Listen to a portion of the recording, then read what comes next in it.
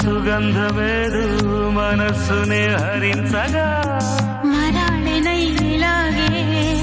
మరీ మరీ నటించనా విహారినై వాడే దివి భువి స్పృశించనా గ్రహములు పాడిన పల్లవికి జాబిలి ఊగెనులే